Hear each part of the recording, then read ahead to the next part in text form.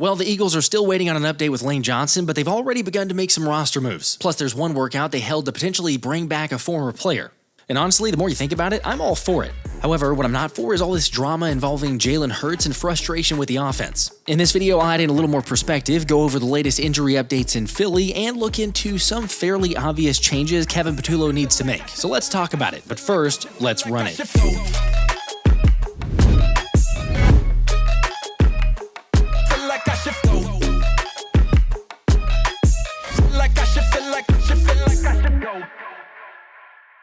What's up, guys? Let's start with some positivity because I've seen way too much negativity out there recently. Congrats to Jordan Davis for winning the NFC Defensive Player of the Week. Yeah, meaning JD has now won NFC Special Teams Player of the Week and Defensive Player of the Week, which turns out to be the first time in 7 years that a defensive tackle has won NFC Defensive Player of the Week, and also turns out to be the first player in Eagles history to win both of those awards in a season. Not gonna lie, out of all the players to choose before the season, especially when you said, hey, who's gonna win NFC Defensive Player of the Week and Special Teams Player of the Week this season, JD would not have been anywhere close to the top guys for me. Although I tell you what I really didn't expect, and that was to see Kevin Patullo's name on NFL insider Tom Pelissero's list of most likely head coach candidates for next season. You serious? Yeah, I thought that one was made up at first, but it turns out there are 23 other names out there, so it's not like, in a list of 5 names. But still, Kevin Patullo as a head coach candidate, by all means, please, take him. Anyway, moving to other news, we still don't have any more information about Lane Johnson's foot injury other than we're still waiting for the swelling to go down so he can get an x-ray, which will then determine whether he's out until the playoffs or if he's out for the rest of the season and needing surgery. Personally, I'm praying and believing that Lane comes back for the postseason. However, while we await the news there, Howie Roseman has gotten busy with some roster shuffling, with the Eagles announcing they've opened the practice window for rookie tackle Myles Hinton. Don't worry, in case you're a little fuzzy there on Hinton, since it's been a while, he was the Birds' 6th-round pick this past year, who Howie stated he had hoped he'd draft as an eventual starter. That just might be a little soon, don't you think? Yeah, too soon to start, but that's fortunately what Fred Johnson is here for. Although when it comes to the swing tackle, with Fred Johnson now becoming the starter, this could end up paying dividends in the long run to get Hinton some reps. Because the general consensus from several scouts back during the draft was that he shows a lot of patience, has really good size for the position at 6'7", 330 pounds with a 78-inch wingspan that's also around the 72nd percentile. And more than that, Hinton's got an explosive first step, tons of agility, moves well in space, and is stronger than you might expect. Heck, turn on the tape and the Enquirer's Devin Jackson described him as a big bruising player that wants to get his hands on defensive linemen quickly because once that happened in college, it was over. Hear me out, though. I'm not saying we're better without Lane Johnson, obviously, and I'm also not saying, like I mentioned before, that he's starting over Fred Johnson. However, we've seen injuries happen in the past, and if that were to happen, who would you want? Matt Pryor, who struggled way too much when he had to come in against the Rams at tackle, or give Hinton a chance to see if he can do better? I guess ultimately the hope is we never have to see too much of them either, but it is worth noting Anthony DeBona's observation that Hinton strictly played left tackle during the preseason. For those counting, it was 137 snaps to 0 elsewhere, so at least something to monitor. But come on, the blocking's been absolutely horrid, so why not change it up? I mean, it can't get much worse. Change it up, see if you get a little bit of a spark. Maybe Myles Hinton is your 6th offensive lineman, perhaps Willie Lampkin. We've thrown that one out there, so keep an eye as far as the injury report, active status. I will keep you guys posted, nothing officially as of yet, but they will have some shakeup. Just like Philly recently brought in wide receiver Zach Pascal in for a workout on Tuesday. So, how does that help us? I'll tell you how, because getting a blocking wide receiver like Pascal, who's not afraid to do the dirty work, would get the Eagles out of 12 personnel and back into more 11 personnel. Of course, if you're not following, then check this out. The Birds used their lowest rate of 11 personnel in the Sirianni era Sunday versus Detroit. Reminder, 11 personnel is 1 running back and 1 tight end, hence the 11 part. Anyway, based on the math there, that puts 3 receivers on the field. However, for some reason, as you can see based on this chart, the Eagles are continuing to run fewer and fewer 11 personnel groupings. Granted, the worst part to all of it is seeing how many times the offense dials up 12 personnel and 2 tight ends to get Grant Calcaterra on the field. Something that for some reason Sirianni has defended in the past, continues to defend, and you gotta wonder if that's a Kevin Patullo decision or his head coach. Is trying to get me fired. Regardless of whose decision it is, putting Can't Calcaterra out there on the field is always a mistake. Now, you do have to wonder how much Johnny Wilson getting injured before the season started affected things. I mean, sure, Johnny wasn't ever heavily involved with targets, but the 6'6", 235-pound receiver was a dang good blocker, and without a doubt presented challenges in the run game. Yet as we've seen for 11 weeks, Philly can't get any kind of momentum. Again, not that adding a guy like Zach Pascal automatically fixes the run game, but like I said earlier, changing it up and adding some physicality from a lighter, more spread out formation would almost certainly help. What do you guys think, though? Kind of two-part question here. Was the loss of Johnny Wilson underrated, underplayed?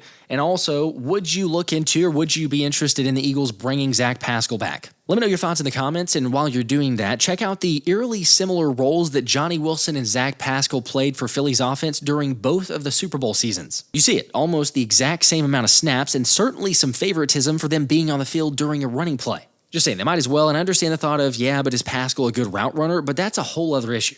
They might as well. I understand the thought of like, okay, yeah, but is Zach Pascal a good route runner? Is he going to help the passing game? They're not using a whole lot anyway. You bring him in here, a little more physicality, help with the running game on that side. I'll continue to say it, but it's like you can't hurt it more than that. But also, let me just pause here because I've gotten all these other takes or seen them on social media as far as the Eagles, the frustration, the offense, who's to blame. And honestly, the outlandish takes are getting pretty wild. For example, remember how A.J. Brown currently ranks 135th in separation rate in the NFL? Yeah, not good and not trying to make excuses, but speaking from a film standpoint and more importantly, having seen him in person, he's not giving anywhere close to 100% on every play. By the way, I'm going to get to other areas that are lacking, so don't feel like this is a specific vendetta against A.J. And the truth is, there is something terribly wrong. That part is accurate. Although seeing the takes from other NFL analysts and film accounts suggesting AJ's frustration is stemming from him knowing he's lost a step and can't come to grips with it wasn't something I expected to see. With Ross Tucker saying he'll admit it, AJ does not look like the same player he used to be and he doesn't get separation or really doesn't even get open. Again, 135th speaks for itself, but at the same time, there's so many different parts to blame. AJ's not given complete effort. That's on him completely. But we talked about this in the past, I think on a live stream as well. He got his knee drained just about every single week the second half of the season last year. That probably plays a little bit of a factor. All that being said, A.J. Brown could be so much better if Kevin Patullo would give him a little bit more help. Heck, we all see it, but they're nowhere close to maximizing the output, which is honestly one of the biggest reasons I switched to Transparent Labs, the sponsor of today's video. Because over the last few years, I've really started to focus on taking better care of myself and consistently working out. However, when I first started doing that, it didn't take long before I plateaued and stopped getting the gains I was early on. But after some quick research, I realized I wasn't getting anywhere close to the amount of protein I need. Which is why I was excited to team up with Transparent Labs because their grass-fed whey protein isolate makes it easy for me to hit my protein goals in a clean and healthy way. Now for me, the most important part is that it contains no artificial sweeteners, dyes, or fillers. Plus, each serving consists of 28 grams of protein sourced exclusively from grass-fed cows. Also, one thing that I found through my research is that using pure isolate actually allows your body to digest and absorb protein easier. Of course, for those wondering, yes, the protein tastes great, it isn't chalky, and I haven't had any digestive issues. And the best part is this protein comes in 14 delicious natural flavors, so you can easily switch it up when you feel like having something different. So if you'd like to try Transparent Labs grass-fed protein for yourself, then head down to the link in the description box. And for a limited time, Transparent Labs is giving you a free protein starter kit and 10% off your purchase. And in case you're wondering, the kit includes a shaker bottle and a variety pack of 5 single-serving protein pouches in their top flavors so you can find your favorite. Again, just click the link or scan the QR code to get the offer while it lasts. Based on A.J. Brown's alignment, I can tell you exactly what route he's running. That's not good. That's not good because if I know it and I'm not watching film, I'm just watching the games each and every Sunday. What do you think those that are playing across from him are doing? He had 11 I think he had maybe 11 targets or something like that, but it's the same stuff over and over and over, Unc. If he lines up 2 yards outside the number, if he's by himself, he's running the hitch. If he's at the top, or the slant. If it's 2 by 2 and Smitty's on the side with him, or the tight is on the side with him, he's off the ball. He's running the slant. It's like the same thing. If he's inside, he's running the quick out. I mean, it's just or the stick right. It's just the same. There's really no creativity. That right there is why I'll continue to say it's not on one person for why things have gotten so bad. That speaks to Kevin Patullo's scheming, obviously, but AJ not giving effort, the offensive line penalties, everything else, but it's not on one guy. Although this next part, Kevin Patullo is guilty as charged because you may not have realized that the Eagles are running hitch routes at a historically high rate this season. Credit to Eagles Eric here, but get this, despite being 30th in the NFL in total routes run, if you're wondering why that's low, it is low. It's just since they run a lot and keep players into block, they don't have as many routes out there to keep track of. But with that being the case, KP's unit still has the second most hitch routes in the league. By the way, before I get further into that, hitch routes typically serve two purposes. One, hit the receiver on the break against the zone, or two, use it as an influence route to move a zone defender. Yeah, if your immediate thought is, okay, well, don't a lot of teams run zone against the Eagles, so wouldn't that make sense that they are calling a lot of hitch routes? You're not totally inaccurate there. Although you and I have watched the offense with our own two eyes, and it ain't working, which is because Philly's offense spams them way too often and almost never is on good timing with play call and progression. Why does everything have to be so difficult? It's infuriating. I've run out of adjectives to describe it. Now, the silver lining is that at least the Eagles have all this data, like seeing that they have 3 wide receivers in the top 16 in terms of hitch routes per game, ranking them for the most hitch routes. FYI, no other team has 2 players in the top 16, and the Eagles have 3. So yeah, it's not really surprising to then find out that Philly ranks number 30 in the NFL in yards after the catch at 4.3. For those curious, that is the lowest average in yards after catch by a significant margin in the Nick Sirianni era. And is part of the reason Johnny Page refers to this offense as repetitive, stale, and a joyless one. Saying, look, if you're facing a team that plays as much man coverage as Detroit does, you can't live off of isolated curl routes and short hitches. But yet, for some reason, that is exactly what the Eagles offense did against the Lions. The result is about what you would expect, tight coverage and contested throws, with the Eagles not scheming anyone open. However, listen to KP and he'd tell you the Birds are close to finding something. When we're on track, we do a pretty good job. And if we get off track a little bit, whether it's a negative play or a penalty, that puts us kind of in a hole. We've had some trouble with that. So, it starts with us as a staff to make sure we're in a good play and we're executing at a high level and we're all detailed up. And then if something happens like a penalty, sometimes those happen. We got to be able to overcome that. So that's kind of been the thing a little bit because we've had opportunities. We just haven't, made the most of them at times. We know we're capable of. I know the guys are excited about it, and then, they feel like we're moving in the right direction. We just got to continue to push through that and explode when we need to. Look, as bad as it's been and almost worse coming out of the bye, I've still got some hope. But before I share that, we got to dispel all the it's Jalen Hurts' fault and he's the biggest concern with this offense takes. Like, fine, Jalen's not been perfect either, but the takes and perspectives have run wild. Same with Patrick Mahomes, the same with a lot of these overrated quarterbacks. They get you 45 draft points or FanDuel points or whatever it is, and then you anoint them as the greatest quarterback in football. When I watch the film, I say, holy, he threw 18 bubble screens and a slip screen, and he threw for 280 because he had a Tyreek Hill type of guy out there, and he threw the ball 6 yards, and it went 80, and then we think he's the greatest thing since sliced bread. But I actually watched the film, wide and tight, and I'm like, holy, this guy's bad. He won't throw the ball in the teeth of the coverage. He has no anticipatory window throws, and he's inaccurate as hell. Jalen Hurts threw a fade ball that A.J. Brown beat the guy on by 3 yards, and not only did he miss him, he missed him out of bounds in the end zone. The last guy I knew that was like that where they won a Super Bowl was the Baltimore Ravens and Trent Dilfer. Did he just call the 2 players that are responsible for the last 3 Super Bowls bad?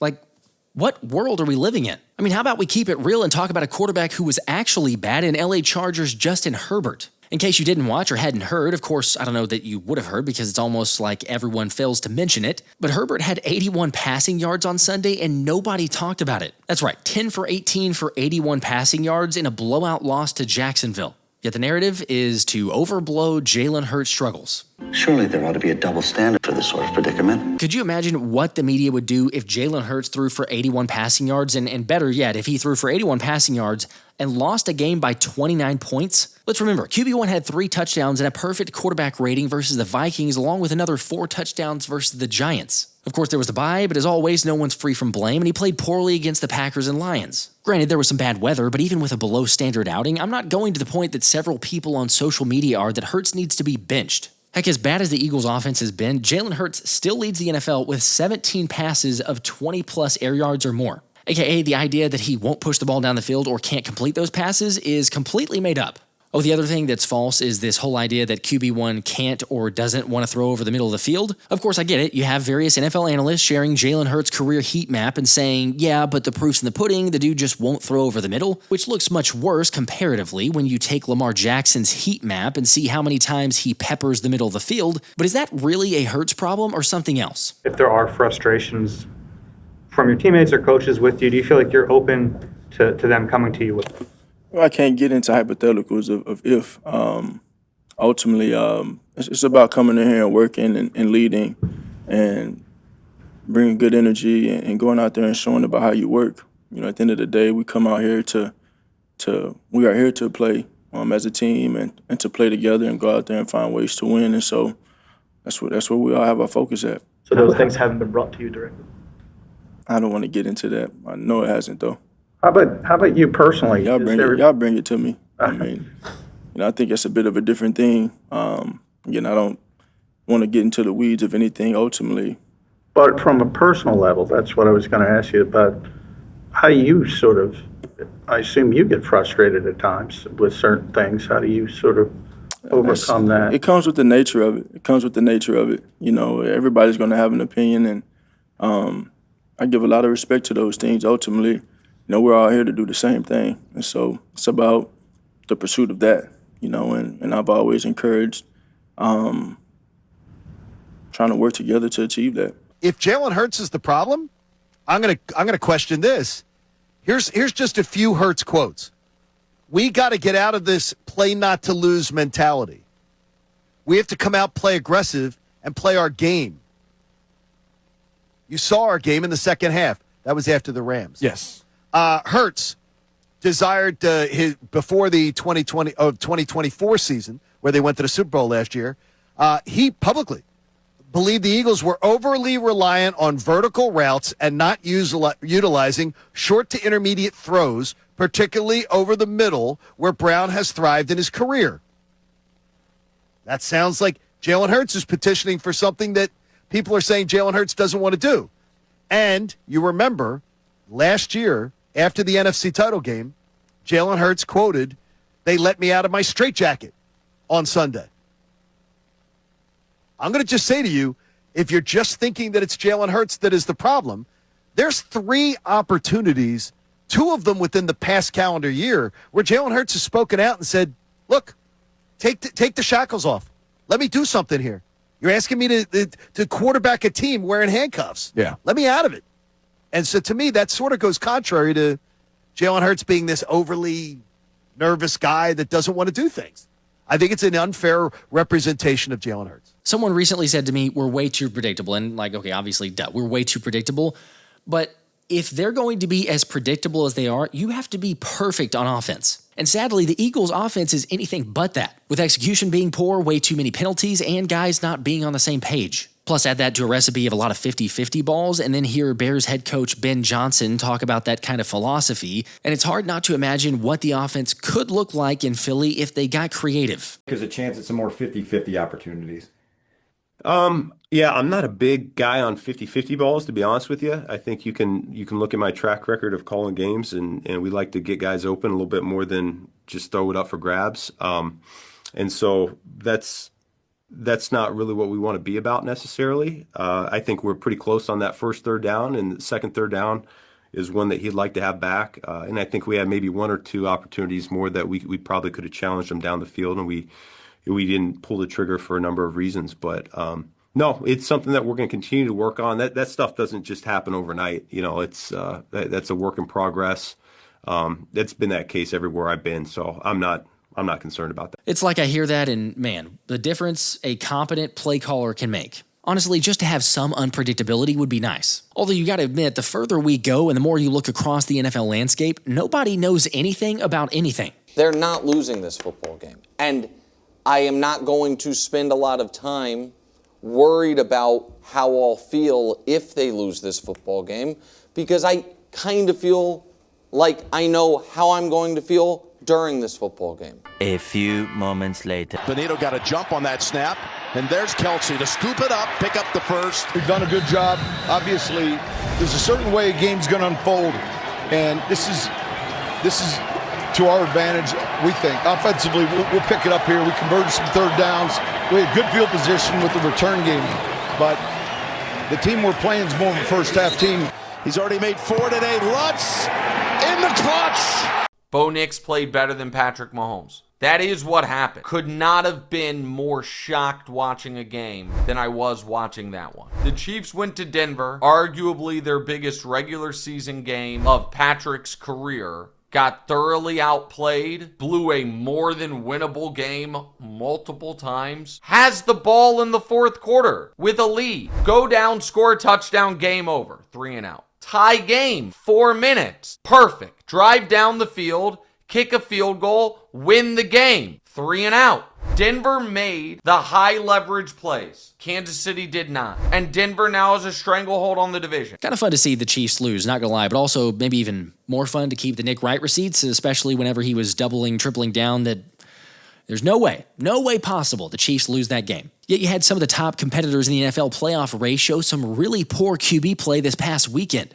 which is why I think Colin Cowherd is spot on with his parody take for the state of the NFL. In all the years I've been doing herd hierarchy, there is the smallest gap from the best team in the league to number 10. It's up for grabs. Every single week we say this, but the further we go, it's even more so like that, up for grabs for so many different teams. Thank goodness, obviously, yes, that the defense for the Eagles is playing the way that it is. And if they can keep it up, the offense only needs to be average at best. But again, I asked on the last video if what the offense was doing was sustainable, and history would say it's not. Because the Eagles are currently 25th in the NFL in yards per game. Yet the team to win the Super Bowl with the worst regular season yards per game rank in NFL history is the 2008 Steelers, who finished that year in 22nd. It's over. We are screwed. There's still time. I mean, that's the positive, but they've also gone through a gauntlet recently, and maybe it gets better as of late. I mean, if anything positive, at least they're not turning the football over, which can be very boring and frustrating at times, yet it's hard to argue with a 40-2 record the last 5 years when the Eagles win the turnover battle in a game. Just saying, if the offense can get to average, then there's almost no stopping the Birds. Here's the good news. The Eagles' remaining schedule features some really poor defenses in terms of those yards per play allowed. Week 12, Dallas 29th, Chicago followed up on Black Friday 30th. The Chargers and Raiders are actually kind of surprisingly lower, 8th and 11th, but then the Commanders 31st in Week 16, Buffalo 22nd, and then again the Commanders 31st to end it out. So I'm curious, where do you think we finish if the Eagles are currently 25th in yards per game? You saw the remaining schedule there. Where does that fall by the end of the season? All right, and then as far as the injury report goes, for Wednesday, Lane Johnson and Cam Jurgens were the ones that didn't practice. Obviously, Lane, we're still waiting on the news there. Cam Jurgens, turns out he had a concussion injury that he suffered in the game this last week against the Lions. It's a DNP, a week to get right. You can't imagine that he's going to end up playing. We'll keep you posted, but Willie Lampkin, you see, was a full participant, as was Myles Hinton. And then the only other surprise was Jalen Phillips with a shoulder injury that limited him at practice. However, it's early in the week. These things we don't need to overreact on. Typically, guys have limited participations, end up playing. I'm not too concerned about Jaelan. And then for the Cowboys side, they've actually got a lot more players limited. Granted, there's none of them that are DNPs, but you have two edges in Jadeveon Clowney and Dante Fowler, Malik Hooker with a toe injury, Dak Prescott actually with a hip injury, but Brian Schottenheimer and others said it's not anything to worry about. Tyler Smith, the offensive lineman there with a knee injury, was limited, as was Solomon Thomas and Donovan Wilson. So lots of guys limited. Typically, especially this time of year, though, like I say, most of them will probably end up playing. If you read between the lines, get the Beat Writer report. We'll keep you posted later on in the week. Also, I did want to say congrats to John Dice, who won the latest ticket giveaway via the randomized spinner. John, you know the drill. Just need to hear back from you on one of the socials or email me at thephillyspecialshow@gmail.com so I can get your email and your info and figure out which game you want to go to. And shout out to Austin, who won one of the ticket giveaways earlier this season and sent me a pick from the Lions game. Got a lot more of those planned and content in the works, so make sure to drop a like, subscribe, turn the notifications on. We'll see you on the next one. This has been The Philly Special. Like I should feel like I should go.